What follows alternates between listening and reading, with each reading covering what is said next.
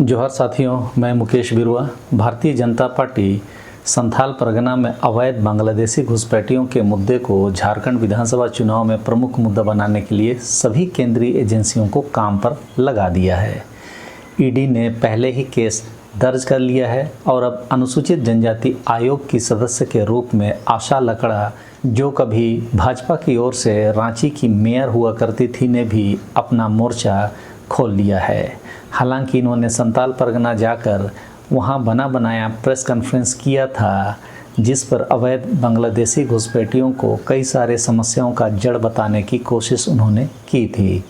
लेकिन इस समय उन्होंने गृह मंत्रालय को एक रिपोर्ट सौंपी है, उसके बारे में हम यहाँ पर बात करने जा रहे हैं।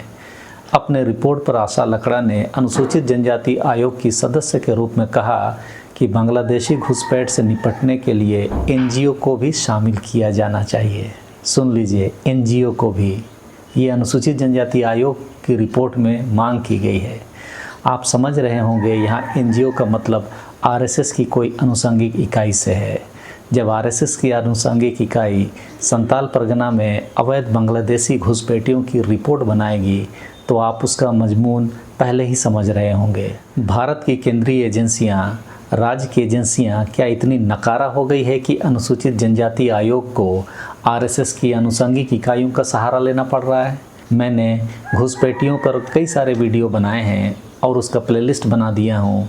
घुसपैठियों का मामला शुरुआत होता है पाकिस्तान के दो टुकड़े करने से।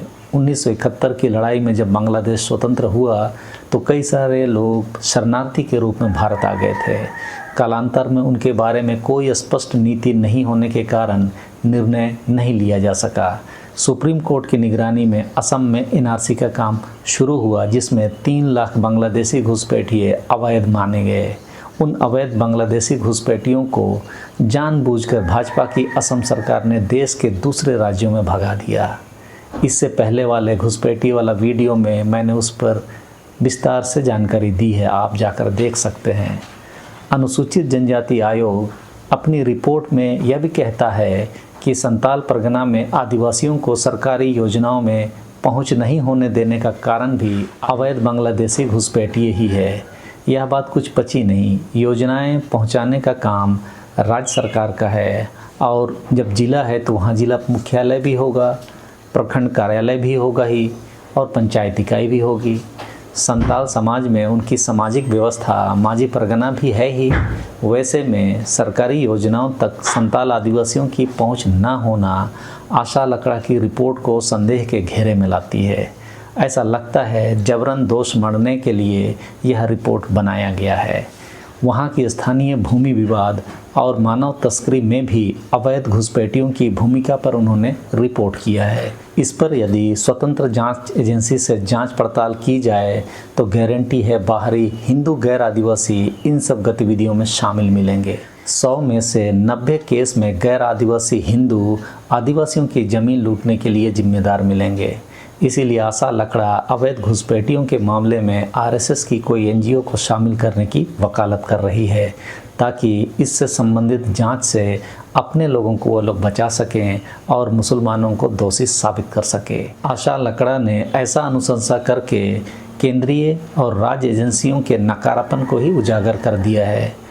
सबको अब तो इसकी जानकारी हो गई है कि संथाल परगना में आदिवासियों की आबादी में जो ह्रास हुआ है, उसका मुख्य कारण बाहरी आबादी, जिसमें उत्तर बिहार और बंगाल के हिंदू हैं, का बड़ी संख्या में संथाल परगना क्षेत्रों में बसना है। संथाल परगना के उन क्षेत्रों में 50 लाख की संख्या में बाहरी गैर आदिवासी हिंदू बस चुके हैं। यह जनगणना के आंकड़ों में आ चुका है। बाहरी गैर आदिवासी हिंदुओं की इसी घुसपैठ को छिपाने के लिए आशा लकड़ा आरएसएस की किसी अनुषंगिक एनजीओ से इसकी पड़ताल करने की वकालत कर रही है।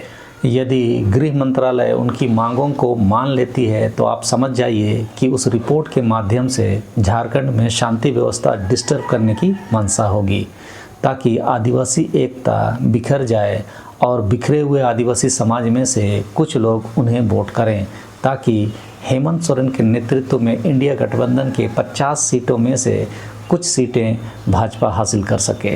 एक और हास्यास्पद बात, एनसीएसटी की 28 पृष्ठ की रिपोर्ट में कहा गया है कि बांग्लादेशी घुसपैठियों की संख्या की गणना करना कठिन हो सकता है, क्योंकि यह संख्या बदलती रहती है और आधिकारिक रिकॉर्ड इसे दर्ज करने में असमर्थ है।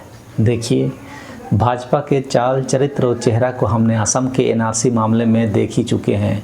पकड़े गए अवैध बांग्लादेशी घुसपैठियों तक को तो बांध कर नहीं रख सकी और अनुसूचित जनजाति आयोग का सदस्य होकर ऐसा अनिश्चित तथ्य दे रही है जिसे पूरा करना संभव नहीं है। जब आप अवैध बांग्लादेशी घुसपैठियों की गिनती नहीं कर सकते तो क्या आयोग एनजीओ के मार्फत मनमाफिक कोई आंकड़ा पेश करना चाहती है? लगता तो यही है। झारखंड के आदिवासियों को आशा लकड़ा की रिपोर्ट पर संदेह करना वाजिब है। ये लोग झारखंड को अमन चैन से जीने देना नहीं चाहते। जो झारखंड के आदिवासियों का मुद्दा नहीं है, ऐसे मुद्दों को पैराशूट से उतार कर झारखंड के आदिवासियों पर थोपने का काम कर रही है। मैं अभी भी बोल रहा हूँ कि झारखंड के आदिवासियों के लिए अवैध घुसपैठिए वो है जिनका नाम 1932 के खतियान में दर्ज नहीं है। यदि अनुसूचित जनजाति आयोग आदिवासियों के प्रति संवेदनशील है तो 1932 खतियान में जिनका नाम दर्ज नहीं है उनको आदिवासी इलाकों से बाहर निकालने का काम करे। यदि अनुसूचित जनजाति आयोग झारखंड के आदिवासियों के लिए यह काम कर देती है तो गारंटी है झारखंड के आदिवासी अनुसूचित जनजाति आयोग के आग्रह को गंभीरता से लेना शुरू करेंगे, अन्यथा उस रिपोर्ट को कचरे के डब्बे में फेंक देंगे। आश्चर्य की बात है कि आशा लकड़ा एनजीओ को ऐसा रिपोर्ट या जांच पड़ताल करने की मांग कर रही है जिसकी गणना खुद उनके रिपोर्ट के अनुसार करना मुमकिन नहीं है। जब आपकी गणना आप नहीं कर सकते तो क्या फिर एनजीओ भाजपा के कार्यालय में बैठकर रिपोर्ट बनाएगी और सुर्खियां बटोर कर झारखंड विधानसभा चुनाव में वोटों का ध्रुवीकरण किया जाएगा? आशा लकड़ा की रिपोर्ट का सार यही है। तो झारखंड के आदिवासी आप सावधान रहिए। अनुसूचित जनजाति आयोग का नाम होने मात्र से वहां आयोग अनुसूचित जनजातियों यानी आदिवासियों के हित में कोई काम करेगी, ऐसी बात नहीं है। आज के समय में जो भी केंद्रीय एजेंसियां हैं वे सभी भाजपा की पिछलगू बनी बैठी हैं। जितना वे लोग चापलूसी करेंगे उतना ही उनके पद में बने रहने की संभावना जिंदा रहेगी। आशा लकड़ा के अनुसार संथाल परगना की सभी समस्याओं जैसे सरकारी योजनाओं की पहुंच में कमी, स्थानीय भूमि विवाद, मानव तस्करी, लापता लड़कियां और साइबर अपराध में यदि कोई दोषी है तो वह है अवैध बांग्लादेशी घुसपैठिए। इस तरह के केंद्रीकृत आरोप से भी आप समझ सकते हैं कि आशा लकड़ा की रिपोर्ट एक राजनीतिक रिपोर्ट है जो भाजपा को विधानसभा चुनाव में फ़ायदा पहुंचाने के लिए, वोटों के ध्रुवीकरण में काम आने के लिए है। आशा लकड़ा ने अपने रिपोर्ट में जायरस्थान को भी मुस्लिम कब्रिस्तान में बदले जाने की बात कही है और धार्मिक रूप से आदिवासी समाज को आक्रोशित करने का काम कर रही है। यदि ज़मीन का कोई भी मामला विवादित है तो उसके लिए राज्य सरकार है, जिला में जिला प्रशासन है। आशा लकड़ा को चाहिए कि यदि किसी भी आदिवासी गांव की ऐसी समस्या है तो तुरंत संबंधित जिला पदाधिकारी की यहाँ कंप्लेन करें, क्योंकि ज़मीन स्टेट मैटर है ना कि सेंट्रल मैटर है। जिसका समाधान राज्य सरकार से होना है तो उसके लिए राज्य सरकार के यहाँ आवेदन देना पड़ेगा, ना कि अमित शाह के यहाँ। इससे आप अंदाज़ा लगा सकते हैं कि ये लोग जानबूझकर ऐसी जगह मुद्दा उठा रहे हैं जहाँ से इसका समाधान नहीं होना है, सिर्फ राजनीति होनी है। इस रिपोर्ट के आलोक में अमित शाह फिर रागा लापेंगे कि आयोग ने भी ऐसी रिपोर्ट दी है फलाना फलाना। आशा लकड़ा ने अपनी रिपोर्ट में एक जगह यह भी दावा किया है कि झारखंड का पाकुड़ जिला बांग्लादेश की सीमा से सटा हुआ है। बताइए, इनका तो ज्योग्राफी भी भयानक तरीके से शून्य से नीचे लगता है। भाजपा ने इन्हें नहीं बताया कि झारखंड की सीमा बांग्लादेश से कहीं पर भी नहीं मिलती है। वास्तव में झारखंड पश्चिम बंगाल के साथ सीमा साझा करता है, न कि बांग्लादेश के साथ। ऐसे झूठे रिपोर्ट के बहाने ये लोग मीडिया में सुर्खियां बटोरते हैं और भाजपा ऐसे ही रिपोर्ट का हवाला देते हुए हल्ला करती है ताकि आप आदिवासी अपने संवैधानिक और कानूनी अधिकारों के बारे में आवाज़ बुलंद ना कर सकें। आप आदिवासी अपने हक और अधिकारों के बारे में वोट ना मांग सकें। और अंत में आशा लकड़ा ने घुसपैठ हो रही है की पुष्टि करते हुए कहा कि पड़ोसियों, पंचायत सदस्यों और ग्रामीणों से बातचीत से एकत्र की गई वास्तविक सामग्री पर उनकी रिपोर्ट आधारित है। मतलब कहा सुनी की बातों पर उनकी रिपोर्ट आधारित है। वे खुद इस बात को स्वीकार कर रहे हैं। इसका सरकारी आंकड़ों से कोई लेना देना नहीं। बताइए, ऐसे रिपोर्ट को ऐसे सुर्खियां मिल रही है तो आप समझ जाइए कि किस तरह गोदी मीडिया भी भाजपा के मुद्दे को हवा देने में लगी हुई है।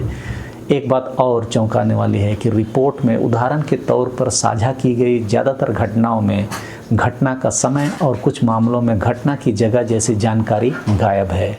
उदाहरण के लिए रिपोर्ट में पाकुड़ के गोपीनाथपुर गांव में मुसलमानों द्वारा बकरीद पर कथित तौर पर गाय की बलि देने की घटना का उल्लेख है, लेकिन इस बात का कोई सुराग नहीं है कि घटना कब हुई थी। उसके अलावा NCST के सदस्य के रूप में आशा लकड़ा द्वारा दर्ज अन्य घटनाओं में आयोग ने उदाहरण का हवाला देने के लिए सिर्फ कथित पीड़ित का नाम लिया है, मतलब कथित पीड़ित बोलकर एक रिपोर्ट ही बना डाली।